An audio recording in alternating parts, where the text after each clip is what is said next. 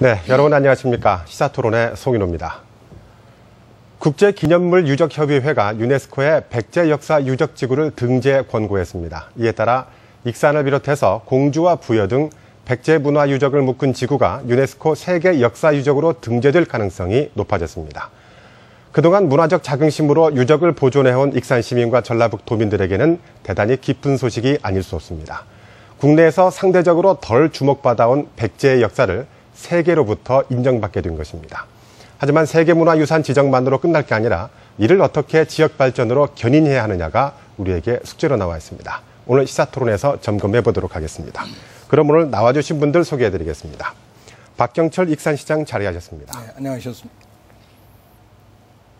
네, 최완규 익산 역사유적지구 세계문화유산 등재 추진위원장 자리하셨습니다. 네, 안녕하십니까. 네, 조법종 우석대학교 교수 자리하셨습니다. 예, 안녕하십니까. 네, 자 지금껏 상대적으로 저평가되어 왔던 백제문화와 역사가 유네스코 세계유산으로 등재가 된다면 전 세계에 그 가치를 확실히 알리게 될 것 같습니다.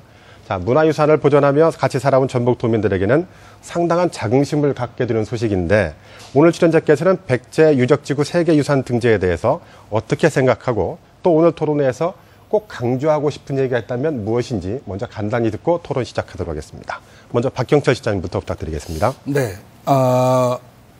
우리가 그 유네스코 세계문화유산 등재에 익산을 비롯한 충남 지역의 백제 문화유적지가 이렇게 세계문화유산 등재가 되고 세계적 주목을 받게 된 것은 우리 익산 시민뿐만 아니라 전라북도 나아가서는 대한민국 전체의 영광스러운 일이라고 생각합니다. 특별히 우리 익산은 오랫동안 많은 분들이 그 백제 문화와 특히 그 왕도가 있다는 측면을 연구하고 그 결과가 여러 가지로 논란이 있었습니다만 우리가 드디어 공주와 부여 그리고 익산을 잇는 백제권의 왕도라는 게 국제적으로 인정받았다는 측면도 있다고 생각합니다. 뿐만 아니라 우리 익산은 이로써 세계적인 그 고대 도시인 그리스나 아테네, 로마와 같이 세계적인 고대 왕국이 있는 도시로서 인정받았다는 자체만 하더라도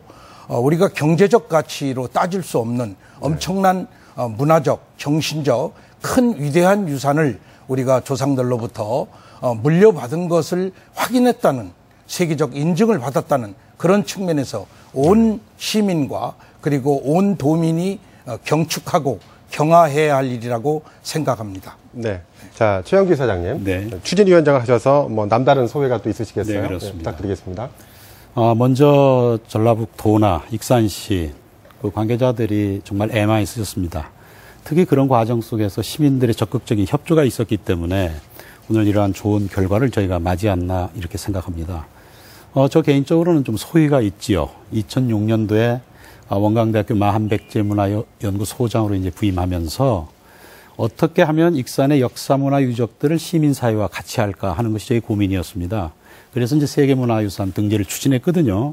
근데 잘 알다시피 공주 부여에 비해서 익산이라고 하는 것은 인지도 면에서 굉장히 떨어져 있습니다. 그래서 그런 점들이 굉장히 이제 이 추진 과정에서 어려움이 있었거든요. 그런데 잘 극복하고 이제 오늘까지 이렇게 온 것에 대해서 굉장히 기쁘게 생각합니다. 그래서 아울러서 오늘 저희들이 그간의 과정들을 보면서 칭찬할 것 칭찬하고 또 문제점들을 짚어가면서 이 계기를 통해서 우리가 이 전라북도 그리고 익산 그리고 역사 문화의 이러한 것들을 한 단계 업그레이드 시키는 네. 그런 시간이 되었으면 좋겠습니다. 네, 조법종 교수님. 예. 그 세계문화유산이라는 말은 말 그대로 인류가 공통으로 보존하고 함께 공유해야 될 어떤 문화적 가치를 공증받았다, 인증받았다 그런 것이거든요. 따라서 그 익산 지역을 중심으로 백제 역사의 새로운 공간이 어떤 면에서 보면은 이제 세계인의 가치의 글로벌 스탠다드에 그 진입할 수 있는 체계를 갖췄다. 그렇게 말씀을 드릴 수 있을 것 같습니다. 그래서 이번 기회를 통해서 특히 우리 지역에서 우리 백제에 대한 새로운 관심이랄까요? 네. 또는 국가적인 관심을 이끌어내는 새로운 도약의 계기가 마련됐다. 그렇게 생각이 되고 특히 요즘 그 전체적인 분위기가 역사를 재해석하고 또 그것을 대중화하는 것에 많은 관심들이 많은데 그런 우리 국민들에게 백제 역사를 대중화하고 익산을 중심으로 부각하는 그런 계기로 삼자 그런 말씀을 드리고 싶습니다. 네. 자, 최 이사장님. 네. 보통 이렇게 전문기구가 권고를 하면 유네스코 등재가 뭐 거의 확실시 되는 거죠? 기간은 얼마나 걸립니까? 그렇습니다. 지금까지 이제 준비 기관이 이제 통합이 돼가지고 한 것이 한 4년여 걸렸거든요. 그런 과정 속에서 이제 세계유산위원회의 자문기구가 그 이코모스입니다. 그래서 이코모스에서 이제 현장을 실사하고 그리고 전문가들의 의견을 들어서 이제 보고서를 작성하고 그 보고서에 등재를 권고하느냐, 등재를 보류하느냐, 아니면 다음으로 미루느냐 하는 등등의 이제 의견을 세계유산위원회에 제출하게 되어 있습니다. 근데 그 보고서에 강력하게 세계문화유산으로서 가치가 충분하다 하는 등재 권고가 되어 있어요. 그럼 지금까지 전례를 보면 99점 몇 %, 그러니까 거의 확정되었다고 봐도 좋을 듯 싶습니다. 언제쯤이면 결정이 될까요? 이번에 독일에서 6월 말 7월 초에 지금 세계유산위원회가 지금 예정돼 있습니다. 그곳에서 아마 이제 통과 의뢰라고 그럴까요? 뭐 그런 절차가 있고요. 네. 우리 쪽에서도 아마 이제 각 지방자치단체장들이 같이 갈 겁니다. 가가지고 이제 그것을 저희들이 이제 승인하고 이제 그러면서 이제 다음 달이면 되겠네요. 그렇죠. 네. 우리의 결과를 볼 수 있죠. 네. 네. 자, 박 시장님. 네. 백제 역사 유적지구라고 이름을 붙였어요. 자, 구체적인 해당 지역은 그렇다면 어디입니까? 네. 지금 크게 나눠서 세 가지가 됩니다만은 우선 한 가지 뭐 시민들이 많이 보셨으리라고 봅니다. 지금 서울 광화문에 익산의 미륵사지 석탑을 70%로 축소해서 좀 특별 전시를 하고 있는데 일간신문에도 많이 보도가 됐고 너무 제가 그걸 보고 문화적 충격이랄까요? 충격을 받았는데 1500년 전에 고대 왕국 백제의 수도 익산의 미륵사지 석탑이 1500년 후에 대한민국 수도 서울 광화문에서 마주보고 지금 전시가 되고 있다는 것은 역사라는 건 시세로의 말처럼 과거와 현재와의 대화다라는 걸 절감했습니다. 마찬가지로 우리 익산이 갖고 있는 이런 훌륭한 미륵사지 석탑은 물론 국보 11호가 되겠습니다만 세계적으로도 유례가 없는 아주 존중받아야 될 그런 가치라는 게 이미 다 알려져 있음에도 불구하고 이번 기회에 우리가 유네스코에 등재가 됐다는 건 만시지탄의 감은 있습니다. 따라서 미륵사지 그리고 왕궁리 유적, 왕궁리 유적에는 그 왕궁이 있다고 저희는 믿고 있고 또 그렇게 밝혀지고 있습니다. 이러한 부분과 공주하고 부여는 대표적인 게 공산성 그리고 관북리 유적, 특히 부여의 정림사지는 우리 익산의 미륵사지와 비교할 때는 뭐 상상할 수 없는 우리 미륵사지는 뭐 동양 최대의 사찰이죠. 이런 면에서 봤을 때 익산 공주 부여가 나란히 그 대표성을 상징하는 그런 백제의 최고 유적들이 집중적으로 물론 다 등재된 건 아닙니다. 네. 나머지는 또 계속 등재가 돼야 되겠지만 요 세 가지 지역의 대표적 우리 미륵사지 왕궁리 유적을 비롯한 세 가지 지역이 등재가 됐습니다. 자, 네. 전라북도 입장에서는 네. 익산시 입장에서는 미륵사지 왕궁인데 네. 아까 여러 가지 말씀하셨지만 네. 어떤 부분에 있어서 유네스코 세계유산으로 등재될 가치를 인정받은 것인지 짧게 네. 키워드가 무엇이라고 생각하십니까? 네, 아까 조법정 교수님께서 말씀하셨지만 첫째 세계문화유산이라는 건 우리 대한민국이나 익산만의 이게 가치가 아니라 세계 전 인류의 문화적 그 가치를 위해서 우리가 공존해야 되는 그런 어떤 그 특성이 있는 거고요. 그 몇 가지를 얘기하면 탁월한 보편적 가치가 첫째가 되겠고 두 번째는 완전성, 진정성, 보존 관리 체계인데 적어도 우리는 이러한 측면에서 두 번째와 세 번째, 즉 완전성과 진정성에 있어서 다시 말해서 가장 핵심이라고 볼 수 있는 완벽한 보존 그리고 이게 세계 인류의 동북아의 한 시대를 풍부했던 네. 또 그 시대에 있어서의 독자성과 대표성 그리고 우리 한반도의 독자적 백제 문화가 일본으로 그 문화를 전수했다라는 정말 보기 드문 네. 이런 특성을 유네스코에서 네. 인정받은 것 같아서 저희로서는 기쁘기 한량이 없다. 알겠습니다. 자, 조 교수님, 박 시장께서 보편적 가치를 말씀을 하셨는데 그동안 백제의 역사가 신라 역사에 비해서 상당히 보편적 가치를 덜 주목받지 못했던 건 사실이죠. 자, 백제 문화에 있어서 익산의 중요성 다시 한 번씩 보신다면 어떤 점들이 있겠습니까? 방금 시장님께서도 말씀하셨지만 그 이번에 등재된 유적의 성격이 그 과거 백제의 왕궁, 왕릉, 그다음 국가사찰, 도성유적 이 네 카테고리 가운데 특히 익산의 핵심적인 유적이 다 있습니다. 특히 왕궁리 유적 같은 경우는 공주의 공산성이나 관북리 유적에 비해서 안타깝게도 그 지역들은 많이 파괴됐거나 매우 협회한 그런 내용을 보여주는 데 비해서 완벽한 백제의 왕궁의 모습이 익산 왕궁리 유적에서 확인이 되고 있고요.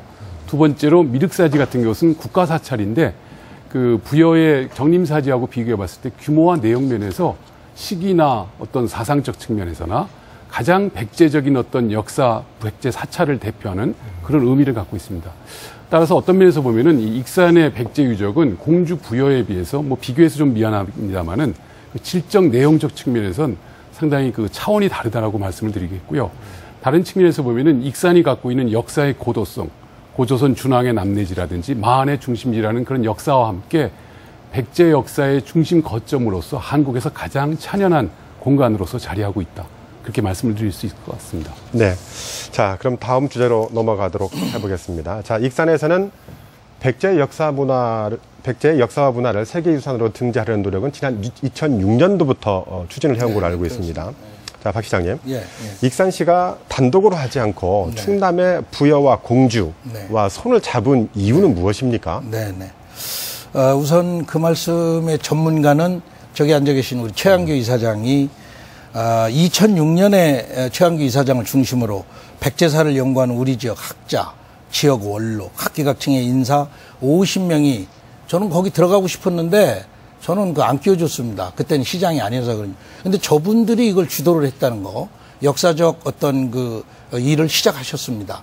그래서 왜 저는 그렇게 됐는지 알아보니까 2011년에 문화재청, 문화재위원회가 문화재청 보다 우위에 있지는 않지만 문화재위원들의 어떤 그 입장은 대단한 위력을 발휘한다고 봅니다. 이분들이 모여서 공주부여 익산을 백제 역사 유적지구로 통합 추진이 결정돼서 2015년 금년 등재를 목표로 본격적인 활동을 시작한 걸로 알고 있습니다. 또한 공주하고 부여 익산은 700년 백제 역사에 뭐니 해도 한 축을 이뤘던 왕도라는 역사적 공통성을 우리가 또 무시할 수 없다고 보아집니다.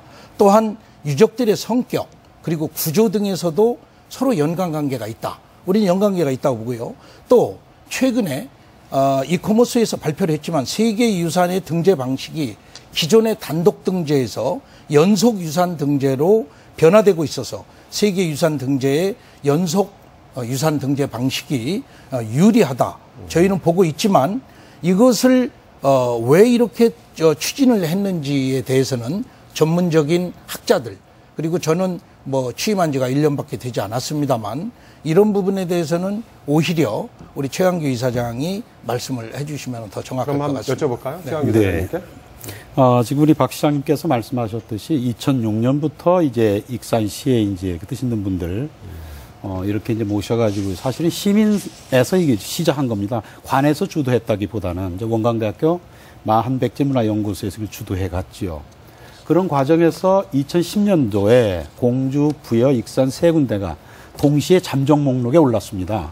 그러다가 2011년도에 이제 어떠한 것을 이제 우선 선정을 해서 이제 유네스코에 세계문화유산으로 등재 신청할 것이냐 하는 이런 문화재 회의가 있었어요. 물론 제가 이제 그 회의에 참석을 했었습니다만. 그런데 세 군데에서 다 양보를 하지 않으려고 그러지, 어디나. 그런데 이 문화재위원회에서 똑같은 백제 유적이다. 그렇다면 같이 묶어가지고 가는 게 어떻겠냐 하는 이런 의견들이 제시됐습니다. 근데 저 개인적 생각도 그래요. 475년 공주를 천도해서 부여로 왔다가 다시 익산에 수도를 했다 이제 부여로 다시 돌아가지 않습니까? 이 세 군데를 엮어서 본다면 백제 역사 후반기의 역사를 제대로 한번 우리가 볼 수 있을 것이다. 그러한 백제 역사 속에서 익산을 좀 더 드러낼 수 있는 기회가 되지 않을까 이런 판단을 한 거죠. 그래서 문화재청의 권고 또 저희들 이런 생각들이 아우러져서 같이 이렇게 추진하게 된 겁니다. 그럼에도 불구하고 전북과 충남이 손을 잡는 것들은 익산의 입장에서는 불리한 거 아니냐라는 지적들은 있습니다. 그게 그런 겁니다. 광역 자치단체가 다르지 않습니까? 충청남도하고 전라북도. 그리고 지방자치단체 기초가 달라요. 당연히 우리 전라북도에서는 전라북도 욕심을 챙기려고 하는 것이고 충남도 그럴 거 아니겠습니까? 그런 측면에서 보면 우리가 가지고 있는 문화유적의 우소성 이런 것들을 더 드러내서 하나라도 더 가져오는 것이 우리들의 역할이라고 생각하죠. 근데 과거 한번 봅시다. 지금까지 백제 역사 문화를 연구하고 어떤 사업 개발을 하는데 공주 부여에 비해서 사실은 익산이 상당히 소유돼 왔던 건 사실 아닙니까? 물론 인지도가 떨어진다는 측면도 있지만 아까 조 교수님께서도 말씀하셨지만 사실 익산이 가지고 있는 이 잠재성이라고 하는 것은 공주 부여에 비해서 월등하거든요. 그런 측면에서 이제 우리가 그런 생각을 가지게 되는 것이고 이런 기회를 통해서 익산을 제대로 좀 알리자 하는 측면에서 그런 욕심을 좀 충족시키지 못하고 있는 것이죠. 네. 그 부분에 대해서 제가 한 말씀 좀 드리겠습니다. 그렇다면은 우리 최한규 이사장님께서는 처음부터 이걸 구상을 했고 시민사회단체 쪽으로 끌어냈고 이것을 전공을 한 그 학자로서 이걸 유지해 왔는데 지금 이 상황에서 본인이 참여하셨잖아요. 네, 그렇습니다. 그리고 문화재 위원들하고 선출직으로서 참여하셔서 이런 거를 극복을 하시고 우리 익산의 역사가 독자성이 있다면 그 우수한 걸 알리셨어야지 지금 이 상황에서 마치 우리 익산이 혼자가 유산으로 등재 안 된 것이 마치 이것이 무슨 익산시의 행정기관의 잘못인 것처럼 혹시 시민들이 오해를 하시는 경우도 있습니다. 또 그런 단체를 자꾸 만들어서 지금 유산 등재를 앞에 두고 지금 우리와 충남과 전북이 조화롭게 왕도 복원을 위해서 1조의 예산을 확보하기 위해서 협력을 하는데 거기 참여했던 우리 최 이사장께서 이것이 마치 익산이 잘못된 것처럼 이렇게 말씀을 하신다면 이번 기회에 시민들이 오해가 굉장히 많고 또 실제 그런 시민단체를 우리 최 이사장께서 거기 참여하고 계신지는 모르겠는데 지금 세계적 어떤 등재를 앞두고 오히려 이것은 우리 익산의 긍정적인 측면보다 부정적인 요소로 작용한다는 여론도 상당히 많습니다. 예. 박 시장님 말씀하시는 게 역시 박 시장님은 정치를 하시는 분이다 하는 생각을 지울 수 없어요. 아니, 저는 정치인이에요. 네, 그렇죠. 제가 한번 말씀드릴게요. 네. 이제 2006년부터 이걸 추진해 오는데 가장 아쉬운 점들이 이런 점들입니다. 이제 강연회를 한다든지 이런 걸 하면 말이죠. 시장이나 그 정치하시는 분들이 많이 참여를 합니다. 처음에 와요. 인사를 이제 하고 그럼 인사말만 하면 국회의원이나 시의원, 도의원 이분들은 썰물처럼 빠져나가요. 그러니까 우리가 무엇을 진정성 있게 이걸 했는지 이분들이 제대로 파악할 수 없었다고 생각합니다. 그리고 지금 제가 이제 이런 자료들을 다 가져왔는데요. 2006년부터 지금까지 한 번도 제 의견에 대해서 굽힌 적이 없습니다. 심지어 그런 과정 속에서 어떤 문제가 생기냐면요. 이걸 비판하고 이렇게 가자 하고 욕심껏 얘기를 하잖아요. 그래 되면 사실 저희 같은 아티스트들입니다. 그러면 이것을 집행하고 하는 것은 행정기관에서 하는 거 아니겠습니까? 이분들이 제의시켜버리는 겁니다. 의견도 듣지도 않고 가서 결정을 해버리는 것이죠. 그래서 제가 답답해가지고 이 고문화라고는 학술 등재지에 백제 고도 보존과 세계문화유산 등재라고 하는 논문까지 써왔습니다. 그리고 아마 익산에 대한 논문들이 제가 20여 편이 넘습니다. 거기에서도 언제나 일관적 주장을 해왔어요. 예. 그래서 그런 어떤 책임론을 이렇게 말씀하는 것은 그 진정성에 대해서 좀 이해가 부족한 거 아닌가 이런 생각합니다. 자, 우리가 여기에서 관심 있는 것들은요. 문제가 될 소지가 있다고 생각하는 것은 다름이 아니라 자, 공주와 부여 그리고 익산을 따져놓고 보면 유네스코 문화재로 지정이 되면 관광객이라든지 여러 쏠림 현상이 익산이 아닌 충남 쪽으로 쏠림 현상이 심해질 것이라는 것을 걱정하는 거죠. 조 교수님 어떻게 생각하십니까? 사실은 지금 말씀하시는 약간의 아쉬움과 조금 더 향후 보완돼야 될 부분들이 좀 논의가 될 필요는 있습니다. 근데 이제 말씀하신 것처럼 이제 그것은 어찌 보면은 그 이보 전진을 위한 우리 나름의 어떤 그 반성 내지는 하나의 고찰이라고 생각이 되고요. 말씀하신 것처럼 이제 이렇게 그 축제가 됐으니까 큰 경사를 우리가 맞게 됐으니까 이걸 위한 준비가 많이 필요하다고 보고요. 그런 맥락에서 사실 저희가 조금 아쉬움이 몇 개 있는 것이 공주부여 같은 경우는 이미 관광 틀이 많이 갖춰져 있습니다. 네. 그런데 부여 같은 경우는 거대 자본에 의한 리조트라든지 아니면 소비할 수 있는 공간들을 만들어놔서 그 관광객을 수용할 수 있는 여건이 마련된 것에 비해서 익산 지역은 아쉽게도 아직은 그런 것이 좀 모자랍니다. 특히 전라북도를 통틀어 봤어도 이 대규모 그 관광객을 유치할 수 있는 그런 시설이 좀 약하기 때문에 이제 말씀하신 것처럼 우리 도 차원에서 좀 큰 틀의 어떤 수용 계획이라든지 방안을 마련해야 되지 않을까 그런 생각이 들고요.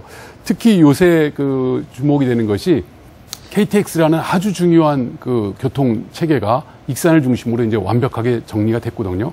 이것은 뭐 서울에서 1시간 거리에 있다는 건 이거 어마어마한 장려력입니다.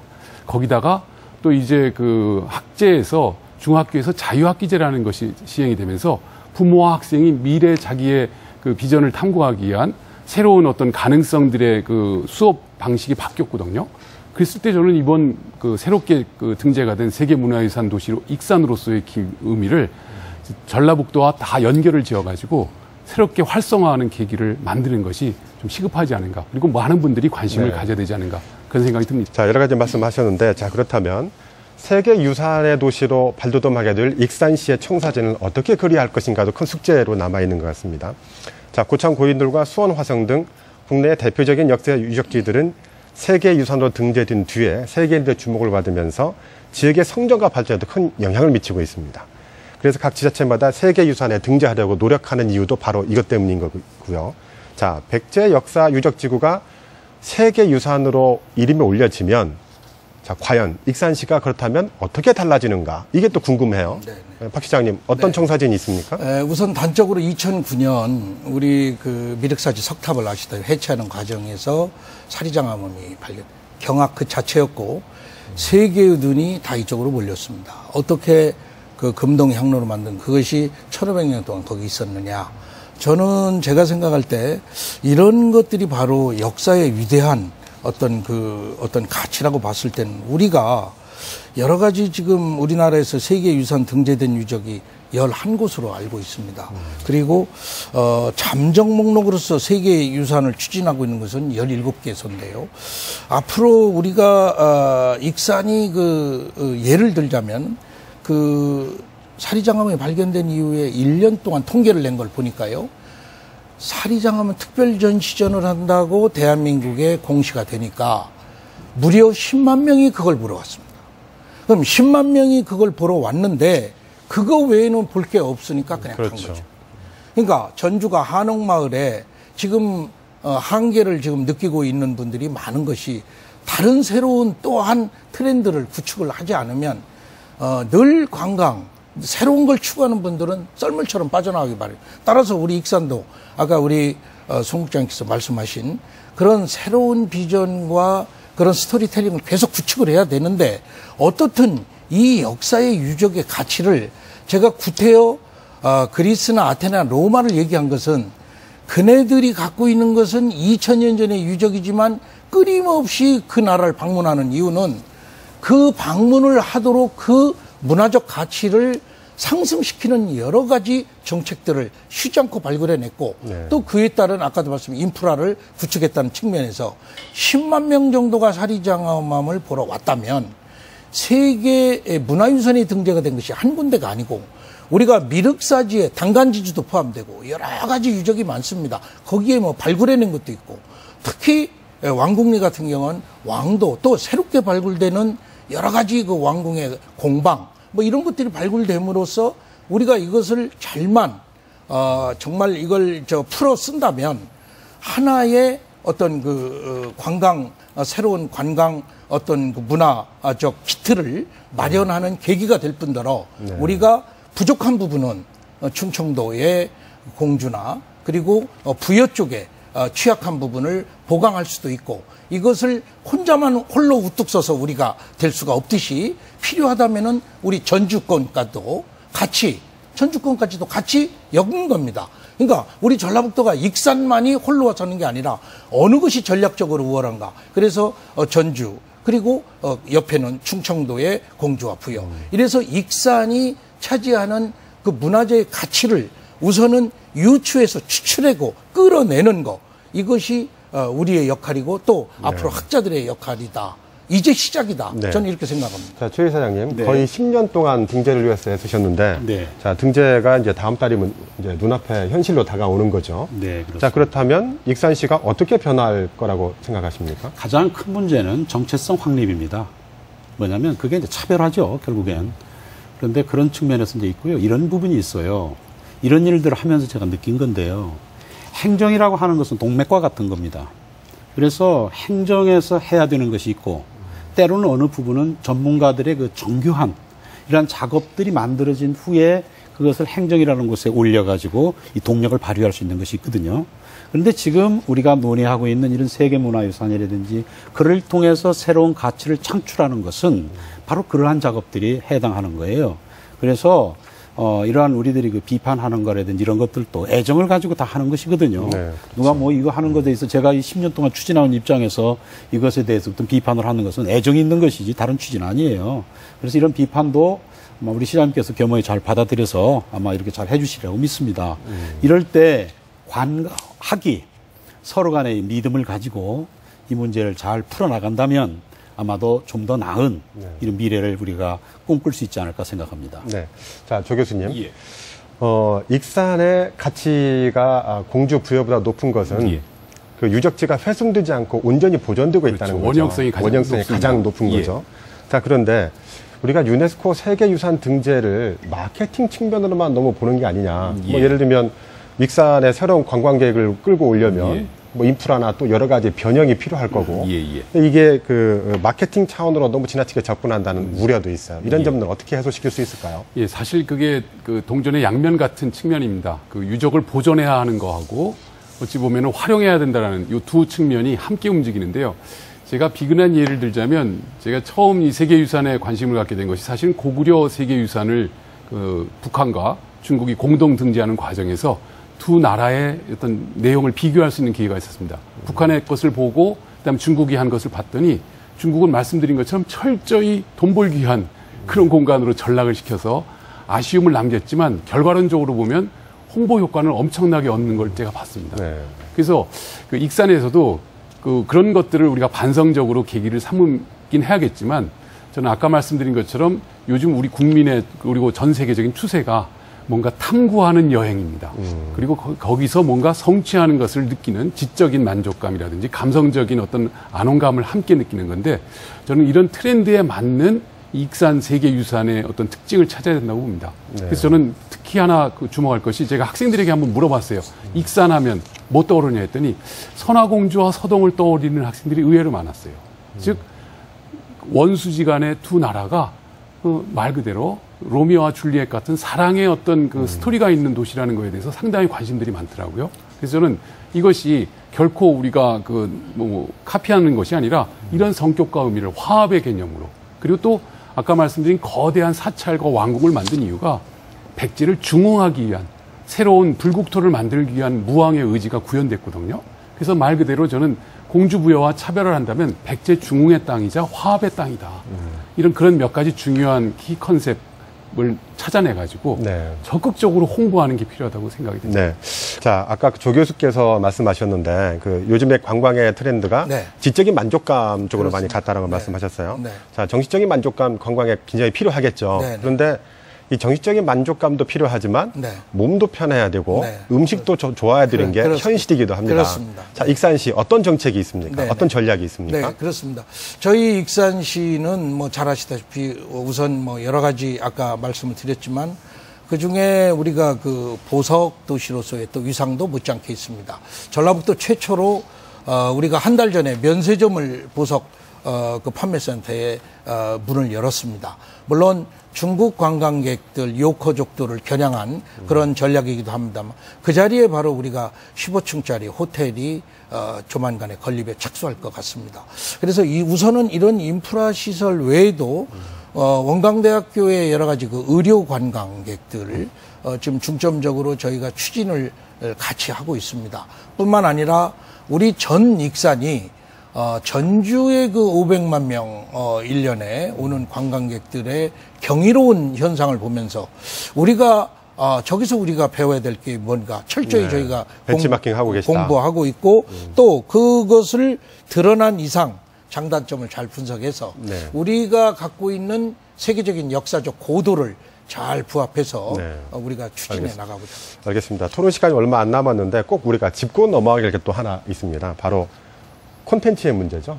자, 문화도 산업이라고 해요. 그래서 콘텐츠 측면에서는 그 가치가 굉장히 중요한데 익산의 콘텐츠, 백제에 관련된 콘텐츠가 뭐가 있을까 고민이 아닐 수가 없습니다.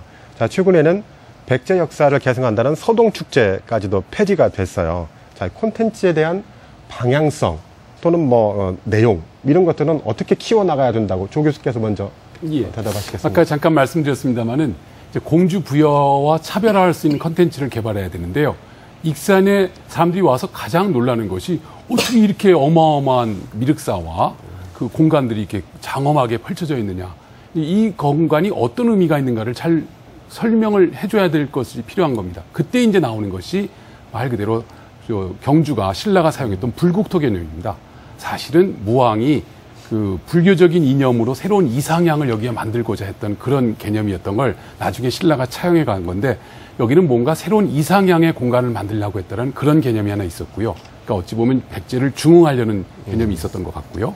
말씀드렸던 것처럼 그럼에도 불구하고 선덕여왕을 도와서 그 신라의 황용사 탑도 만들어줬던 백제의 여유로움과 화합의 정신이 또 있습니다.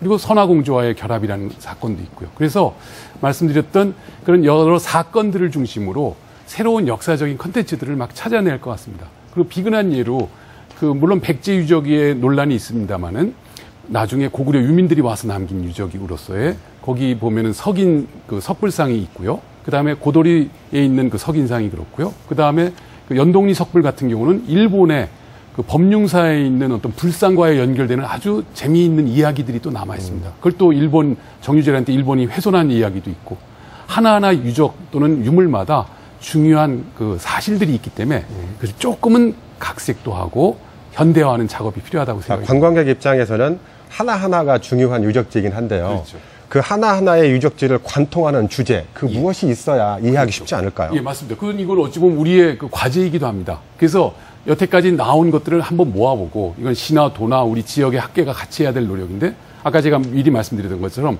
일단은 여기는 새로운 이상향을 만드는 중흥의 땅이고 화합의 땅이라는 나름의 제 입장은 그렇게 말씀드리고 싶습니다. 네, 최한기 사장께서는 콘텐츠에 대한 문제 역시 고민 많으시죠? 네, 그렇습니다. 방향성을 어떻게 가져야 된다고 생각하십니까? 역시 이제 그런 측면인데요.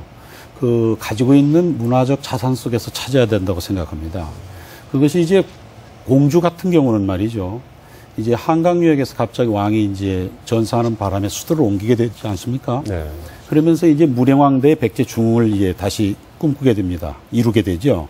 그래서 공주 같은 경우는 백제의 어떤 국난 극복의 메시지가 있는 것이고 또 그러한 백제를 다시 한번 이제 일으키고자 한 것이 사위천도 아니겠습니까? 부여로. 그러면서 성황대에 이것은 어쨌든 백제 중흥의 메시지가 있는 것이고 그런데 이 성황 이후에 백제가 굉장히 혼란합니다. 특히 이제 법왕과 해왕은 1, 2년밖에 제의를 하지 않거든요. 그러니까 무왕으로서는 어떤 백제의 근본적인 어떤 문제를 해결하지 않을 수가 없어요. 그게 만들어진 절이 바로 이 미륵사입니다. 근데 미륵사는 문헌에 나오는 왕흥사거든요. 그 왕업지 흥사, 즉 국가의 어떠한 흥망, 융성을 이제 꿈꾸는 그런 사찰이란 말이죠. 그런데 거기에 왜 미륵사라고 했느냐 하면 미륵신앙이라고 하는 방편을 통해서 이제 백제 중흥을 꿈꿨다는 것이죠. 그런데 거기에 뭐가 있느냐 하면은 익산은 마한이라고 하는 그 고도 문화가 살아있어요. 그게 어찌 보면 공주 부여와 다른 점입니다. 그래서 그러한 토착 세력들과 백제 중앙 세력과 결합을 꾀하지 않으면 백제가 더 이상 존재의 이유가 없어지는 것이죠. 그래서 미륵사라고 하는 절을 통해 가지고 소통과 화합의 장을 만들어내는 겁니다. 그래서 보면 익산이라고 하는 것은 우리 현대 사회에서도 가장 필요한 그 소통과 화합이라고 하는 이런 메시지를 우리가 읽어낼 수 있는 것이죠.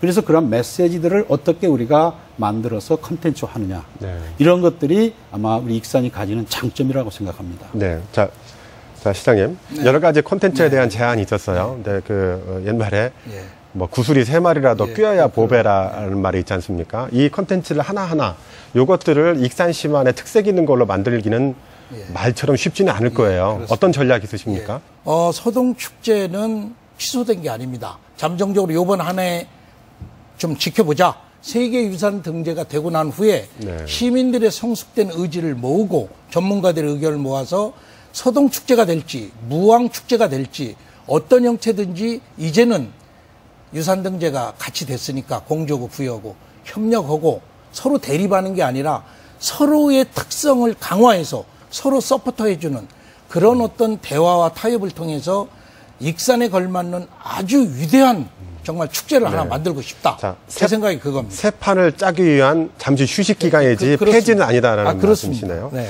자, 벌써 그 토론이 마칠 시간이 된 것 같습니다. 여러 가지 할 얘기가 많이 있으셨겠지만 세계 유산 등재가 지역에 가져올 효과를 충분히 누리려면 지금 당장 어떤 것이 필요한가를 인사 한 말씀 가름해서 세 분 출연자의 말씀 듣고 토론 접도록 하겠습니다. 먼저 박경철 시장님. 네. 먼저 저희 이 세계 문화유산 등재 유네스코 저희 익산 유적이 충청도 지역의 문화유산 백제권과 함께 등재가 된 것에 대해서 정말 31만 익산 시민께 감사드리고 또 전라북도 도민께 감사드립니다. 또한 이런 것들을 애써주신 여러 학계 그리고 열심히 노력해주신 시민문화단체 여러분께도 감사를 드립니다. 앞으로 우리 익산시는 7월 2일 날 독일의 본에서 열리는 그 유네스코 회의에 문화유산 총회에 저희가 등재되는 걸 기념으로 저도 아마 지사님과 함께 독일 본을 방문할 예정으로 있습니다. 거기서 여러 가지 우리가 또 많은 대화를 나눠야 되겠지만 앞으로 우리 익산은 새롭게 변화하는 1500년 만에 새로운 어떤 발전의 계기로 이걸 이번에 삼고 겸허한 마음으로 인류의 문화를 지키면서 또 더불어서 우리 익산의 문화와 발전을 도모하는 그런 좋은 계기로 삼고자 합니다. 시민 여러분과 도민 여러분의 발전과 여러 가지 기원을 부탁드리겠습니다. 네. 자, 최영규 이사장님. 네. 세계유산 등재가 익산 지역에 가져올 효과를 극대화시키려면 가장 필요한 게 가장 중요한 것은 시민 의식이죠. 특히 또 전라북 도민 의식이고 그런 추진 과정에서 느낀 건데요. 엊그제 제가 하나 농담처럼 하나 말씀드리겠습니다. 가벼운 멘트를 하나 하겠는데요. 얼마 전에 텔레비전 밑에 자막에 이제 그 촉보해가지고 떴어요. 세계문화유산 등재가 확정됐다라고 하는 이런 이제 멘트가. 근데 저 집사람이 옆에 있다가 한숨을 쉬더라고요. 이 사람아 이제 이렇게 좋은 일인데 왜 한숨을 쉬는가 그랬더니 2006년부터 이 일을 해나가는 데 있어서 저희 집사람조차도 과연 익산 문화유산을 가지고 이게 가능하겠느냐 하는 의아심을 가졌던 거예요. 하물며 이 다른 분들은 오직 했겠느냐 하는 생각입니다. 그렇게 해서 저희가 이번 기회에 우리가 가지고 있는 이런 문화유산에 대한 어떤 시민교육, 홍보 이런 걸 통해서 동참할 수 있는 사람을 좀 많이 만들어야 되겠고요. 그리고 익산뿐이 아니고 전라북도에 있는 백제문화유산들 또 이러한 것들을 엮어내므로써 전라북도에 또 다른 어떤 그 새로운 기회를 만드는 그 계기가 되었으면 좋겠습니다. 네, 마지막으로 조법동 교수님. 예, 말씀하신 것처럼 그 전라북도의 세계유산으로 등재된 것은 고창 고인돌 선사시대 유적이 하나 있었고요. 이제 역사시대의 대표적인 공간으로 백제 역사 유적지구가 익산이 된 것입니다. 그래서 이것을 함께 묶을 수 있는 큰 틀의 어떤 전략이랄까 기획이 좀 필요한 것 같고요. 말씀 주신 것처럼 우리 지역 주민들이 큰 잔치를 이제 경사스러운 잔치를 함께 하면서 이것을 더욱 지역 발전의 새로운 토대로 삼는 그런 그 계기가 되도록 노력을 해야 된다고 생각이 됩니다. 네, 감사합니다. 백제 역사 유적지구가 세계유산에 등재가 되면 익산시는 국내는 물론이고 세계적으로 관심이 높아지고 백제 역사도 새롭게 조명받게 될 것입니다. 더불어 전라북도는 고창의 고인돌과 농악 그리고 판소리에 이어서 네 번째 세계유산을 보유하게 됩니다. 전통문화와 역사의 고장으로서 자긍심을 드높일 수 있는 계기가 될 것입니다. 이에 따라 세계유산을 체계적으로 보존하고 관리할 전문적인 역량과 함께 직간접적인 효과를 극대화할 수 있는 인프라와 콘텐츠가 절실한 시점입니다. 오늘 토론 여기서 마치겠습니다. 여러분 감사합니다.